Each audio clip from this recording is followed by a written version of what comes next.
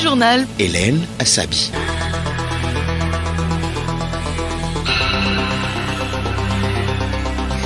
Mesdames et messieurs, bonjour. Au sommaire de ce journal, les gares routières du Grand Lomé disposent désormais d'un commissariat spécial de police.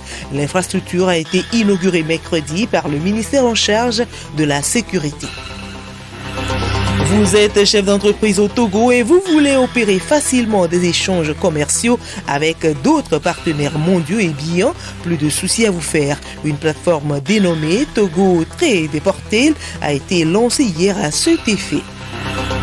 Inclusion dans l'éducation au Togo, des équipements informatiques Braille sont mis à la disposition de 2 instituts et une direction à Lomé. Et puis sport football, le championnat sportif de l'université de Lomé a livré son verdict dans la discipline du karaté. Les 2 catégories hommes et dames ont été primées au kata et au kumité.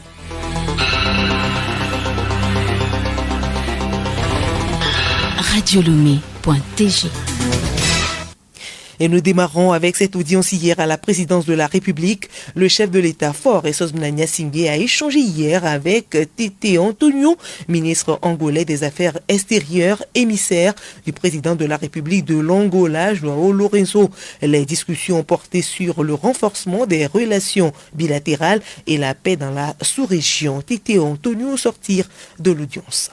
D'abord, nous devons remercier le chef d'État d'avoir bien voulu nous recevoir de façon très chaleureuse. L'objectif, c'était de lui remettre un message de son frère, le président João Lourenço, et qui assume actuellement la présidence de l'Union africaine. Il s'est agi de nos relations bilatérales d'abord, qui sont excellentes, du renforcement de nos relations à travers l'exploration des avantages comparatifs que chacun de nous représente.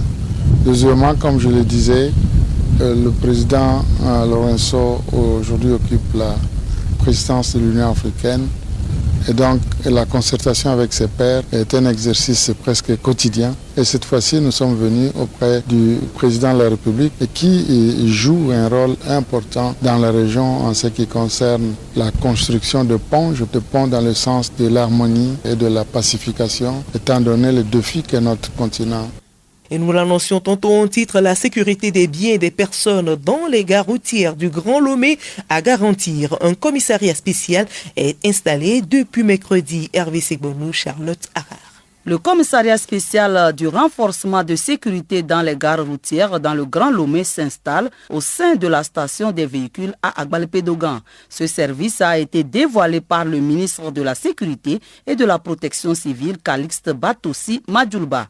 Le représentant du gouvernement a, après le dévoilement, procédé à la visite du bâtiment, suivi du monde présent, notamment les représentants des conseils des chargeurs du Togo, Burkina Faso, Niger et du Mali. Ces derniers se disent satisfaits de l'initiative. Badenou Kodjo, vice-président de la fêtière patronat togolais des transporteurs routiers. Les transporteurs veulent travailler dans la quiétude. Et pour transporter, il faut vivre vraiment en toute sécurité et sérénité. Le commissariat permettra aux transporteurs d'être sereins dans l'exercice de leurs fonctions, de pouvoir mieux échanger avec les forces de l'ordre et de sécurité, d'autant plus qu'ils sont là, sur place, sur le site d'arrivée et de départ des autocars, des minibus, des taxis, etc. Donc pour nous, c'est une grande satisfaction. Pour Faré Kossi, commissaire spécial de police des gares routières du Grand Lomé, de nombreuses missions attendent son service. Entre autres, lutter contre le trafic, la consommation de la drogue, les infractions des biens et des personnes dans les stations. À ce titre, d'assurer des missions de sûreté intérieure, de participer à l'élaboration et à la mise en œuvre des politiques publiques, de mettre en œuvre des actions de police de proximité, de veiller à la sûreté et à la sécurité des passagers, des biens et des équipements, de veiller au respect scrupuleux par les différents acteurs. Pour mener à bien ces missions, le commissariat spécial a mis en place un dispositif de prévention, notamment des patrouilles en vue d'assurer une surveillance régulière. Merci à vous Charlotte Ahar. Décentralisation au Togo, les conseillers municipaux et régionaux ont une plateforme pour mieux se former. La plateforme e-learning, lancée mercredi à Lomé, met à disposition des modules tels que la gestion financière des communes et la planification du développement local. Elle va permettre de mieux répondre aux besoins des citoyens et de favoriser le développement local. Selon Dodi Daignon, directeur général de l'Agence nationale de formation des collectivités territoriales, cette plateforme est un modèle gagnant. Avec cette plateforme, si une formation de 5 jours peut être organisée 2 jours en ligne et 3 jours en présentiel, l'État togolais pourra économiser 1,228,320,000 de francs CFA chaque année. Cette plateforme permettra non seulement d'opérationnaliser rapidement le plan d'action de l'agence, d'atteindre les cibles visées avec un accès à la demande et dans tout le pays, mais c'est une plateforme qui a un modèle économique et pédagogique gagnant. Le ministre en charge de l'administration territoriale et de la décentralisation Awateo Dabalo invite les élus locaux à s'approprier la plateforme. Écoutez Radio Lomé sur le web sur le www.radiolomé.tg. On en vient maintenant à ce second titre du journal. Les entreprises togolaises peuvent désormais opérer aisément des échanges commerciaux avec d'autres partenaires mondiaux. Une plateforme dénommée Togo Trade Portal a été lancée officiellement hier à Lomé. Une initiative du Centre du commerce international. Florent Abi.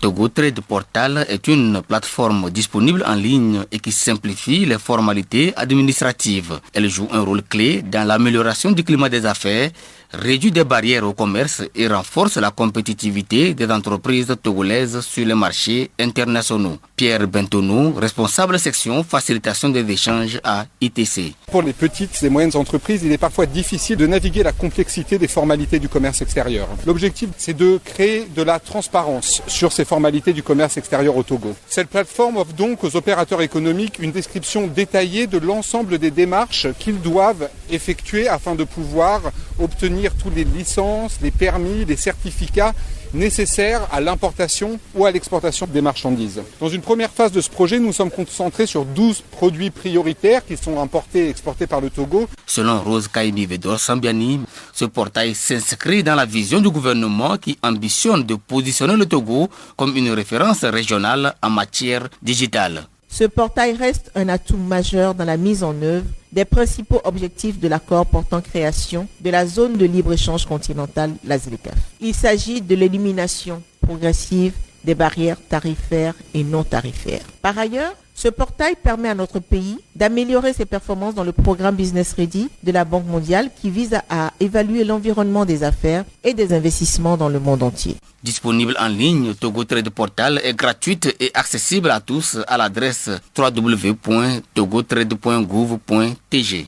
Autre sujet dans ce journal, les nouveaux administrateurs des prisons se forment depuis hier à Lomé. Au menu des travaux, la gestion efficace et la transparence des établissements pénitentiaires. C'est à l'actif de la solidarité mondiale pour les personnes démunies et détenues SPDD à Lunoyoui. Cette rencontre, qui va durer 2 jours, s'inscrit dans les efforts du gouvernement de moderniser l'administration des prisons. Elle vise à accompagner la mise en œuvre des réformes dans la gestion des prisonniers. Joël Kessoigny, coordinateur de la SMPDD. Nous avons remarqué un problème majeur, c'est que souvent les chefs et autres responsables pénitentiaires bien formés n'ont pas la possibilité de pouvoir partager systématiquement ces compétences avec les autres sous-chefs. Or, le système pénitentiaire repose sur une chaîne de responsabilité partagée. Si certains maillons de cette chaîne ne sont pas formés, le problème demeure entier. Il est donc essentiel de former tous ces acteurs sans exception pour garantir une gestion plus humaine et efficace des établissements carcéraux. La formation va aborder les thématiques clés telles que le respect des droits humains, la gouvernance, la transparence, la sécurité et la discipline en milieu carcéral.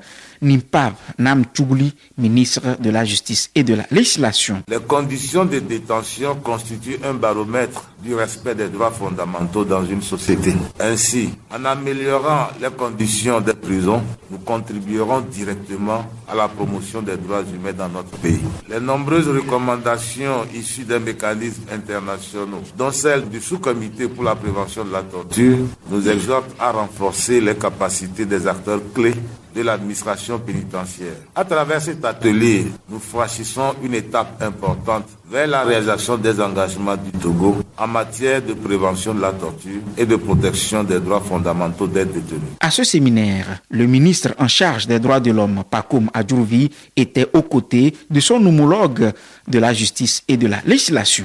Éducation à présent vers une harmonisation des contenus pédagogiques des licences professionnelles à l'échelle nationale. Une rencontre se tient en ce sens depuis mercredi à Lomé. Selon le ministre de l'Enseignement supérieur et de la Recherche, Nachamba Kankamalik, ce processus est une étape clé pour renforcer la qualité de la formation professionnelle des étudiants. Pour cette organisation, pour que tous les étudiants soient évalués selon les mêmes standards et au même moment, il faut donc harmoniser le contenu des formations et pouvoir structurer les épreuves qui seront soumises à l'évaluation. Le processus dont une partie verra son aboutissement au cours de cet atelier est un long chemin que nous avons entamé depuis plusieurs années. Il a connu un tournant important en janvier 2024 avec la prise du décret portant création de l'Office des examens professionnels du supérieur. Plus précisément avec la transformation de l'Office du BTS en Office des examens professionnels du supérieur. Éducation toujours du matériel pédagogique braille pour 2 instituts et une direction à Lomé, l'Institut Saint-Augustin de Kégué, le Centre des aveugles de Togoville et la direction des examens, concours et certifications. Un don de la Fédération togolaise des associations des personnes handicapées FETAF avec l'appui de son partenaire Christian Blind Mission CBM Juliette Kandé.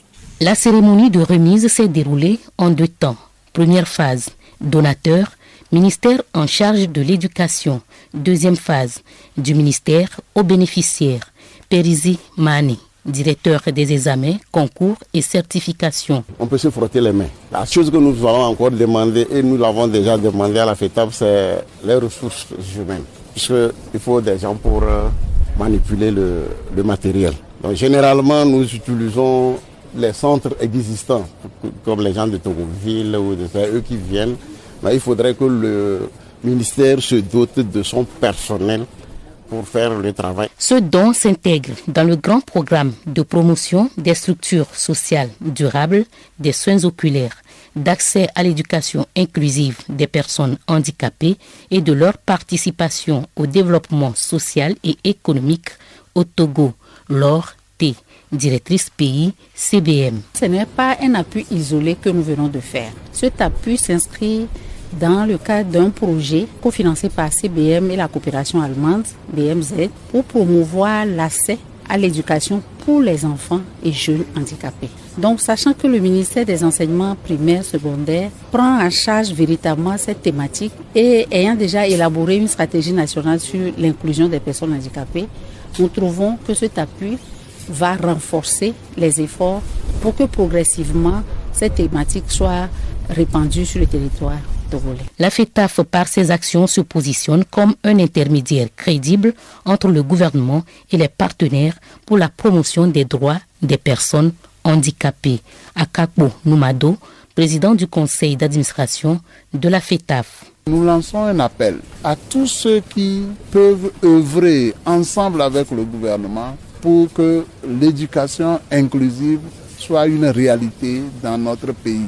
Le chantier est là et ce chantier est ouvert avec toute la volonté des plus hautes autorités. Il nous revient tous, comme CBM l'a fait à travers la FETAF, que chacun puisse amener ce qu'il peut et apporter son eau au moulin pour que nous puissions ensemble œuvrer pour une société beaucoup plus inclusive. Du matériel déjà opérationnel, démonstration a été faite sur place.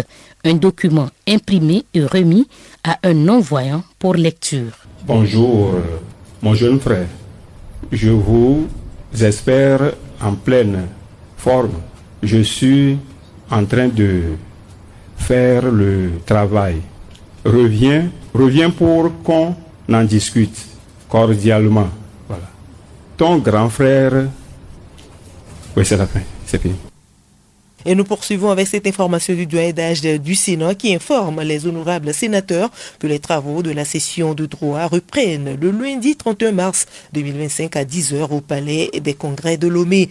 Et de son côté, le président de l'Assemblée nationale informe les honorables députés que conformément aux dispositions de l'article 12 alinéa 1er de la Constitution, la première session ordinaire de l'année s'ouvre le mardi 1er avril 2025 à 10h au siège de l'Assemblée nationale. Le journal Hélène Assabi. À l'étranger, un mois après le cessez-le-feu immédiat à l'est de la RDC et le retrait des forces rwandaises, le Conseil de sécurité s'est à nouveau réuni hier pour constater les évolutions grâce au rapport de l'envoyé spécial du secrétaire général et chef de la MONUSCO. Les situations sécuritaires et humanitaires s'étant aggravées, le Conseil a réitéré sa volonté de voir se dégager une solution politique. À New York, le ministre des Affaires étrangères rwandais a nié l'implication active des soldats rwandais et a violemment attaqué la MONUSCO. Rendez-vous culture à présent. Master Popa fait partie des artistes togolais qui ont débuté leur carrière dans la deuxième moitié des années 90. Mais il n'est pas perçu comme une vieille gloire, actualisant toujours sa musique pour le bonheur de ses fans, et il est l'un des artistes les plus réguliers de la scène. Master Popa est le choix du DJ de la maison, DJ Kilin. Amour pur, réciproque, l'un pour l'autre comme Jay-Z et Beyoncé. Entre toi et moi, c'est comme l'arbitre du... Fou amoureux du reggae, le hip-hop dormait en lui. Master Popa se découvre en tant que valeur sûre du hip-hop dans les années 1996 avec le groupe BSB qui deviendra plus tard héritier. Il s'érige en défenseur des valeurs traditionnelles dans la chanson Tchoukutu, chose rare à l'époque.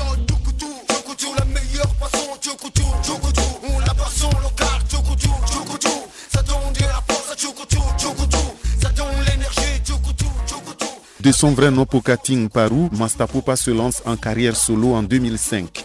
Il sort la même année son premier album intitulé Même Corde. Il fera les choses en grand en côtoyant déjà les grands comme Toto Patrick, Faso Comba et Vanessa Ourou entre autres. C'est toi l'espoir que je vis. Tu vis dans mon cœur comme un virus. Mon bonheur, je te bloque à mes bras. Chantant en français, Mina et Moba, sa langue d'origine, Master Popa fera parler sa voix sur un des tubes de l'époque, Hona Meto, en duo avec Rosine B.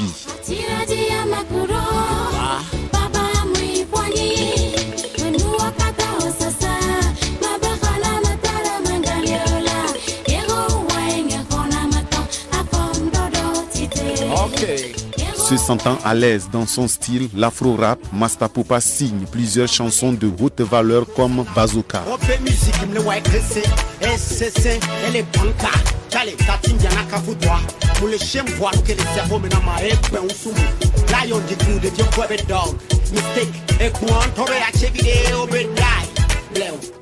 Maou Akpe,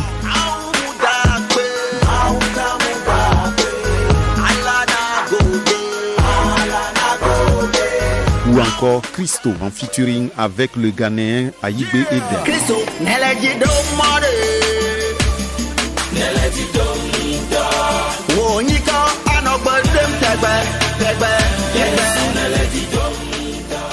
Mais voici ce qui rend plus célèbre le fils des savanes. Je viens de là, je suis né là-bas. Je viens de là, je suis né là-bas. Au pays des nanabens.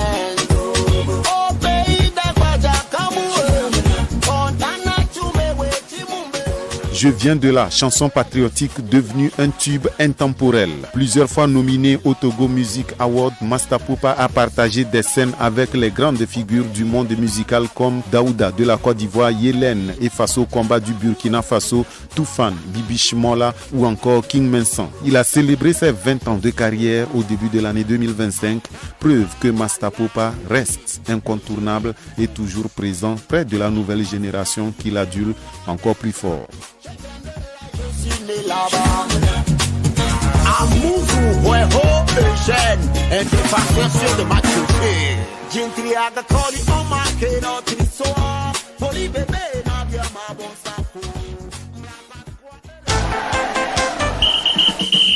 sport football, l'Égypte a été désignée pour remplacer la Côte d'Ivoire dans l'organisation de la Coupe d'Afrique des Nations des moins de 20 ans. Au plan national, le championnat sportif de l'Université de Lomé a connu son apothéose dans la discipline du karaté. Salim Lemon. Le championnat sportif de l'Université de Lomé, édition 2025 de karaté, appartient désormais à l'histoire. Au terme d'un spectacle digne des grandes finales, les étudiants et étudiantes de l'Université de Lomé ont rivalisé de techniques, de dépassement de soi pour s'adjuger le trophée de la compétition. 2 épreuves pour départager les athlètes.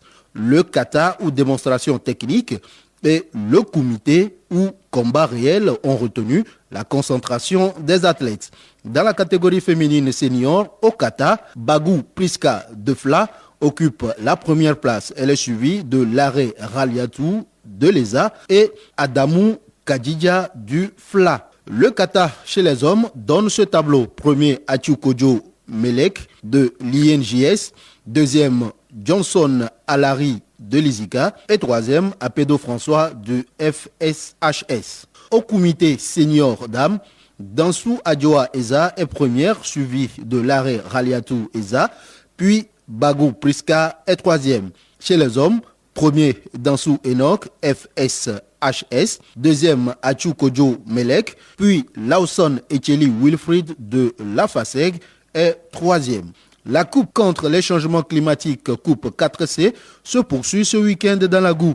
Le terrain du CG Glécopé sera en attraction. Samedi à 15h30, blague à part de Doglobo joue FC Atiseva. Dimanche, toujours à 15h30, sur les mêmes installations, Hirondelle de Glécopé se mesure à Finab de Bobby Copé.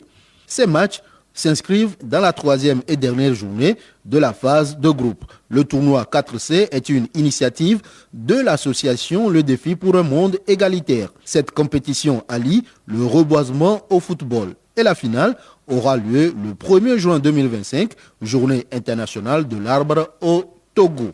Et puis l'Égypte a été désignée par la Confédération africaine de football CAF pour accueillir la Coupe d'Afrique des Nations des moins de 20 ans. Cette décision a été prise par la CAF dans la foulée de la décision du gouvernement ivoirien et de la Fédération ivoirienne de football de se retirer de l'organisation de la messe africaine du football des moins de 20 ans. Initialement prévue du 27 avril au 18 mai 2025 à Abidjan, en Côte d'Ivoire, la compétition va se dérouler en Égypte toujours du 27 avril au 18 mai 2025.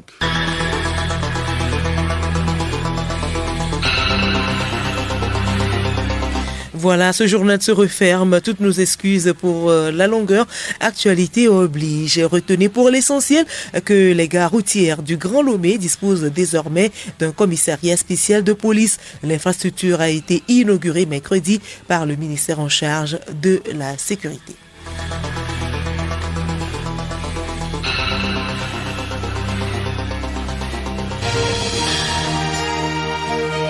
Radio Lomé, boîte postale 434, email radiolomé@radiolomé.tg. Radiolomé.tg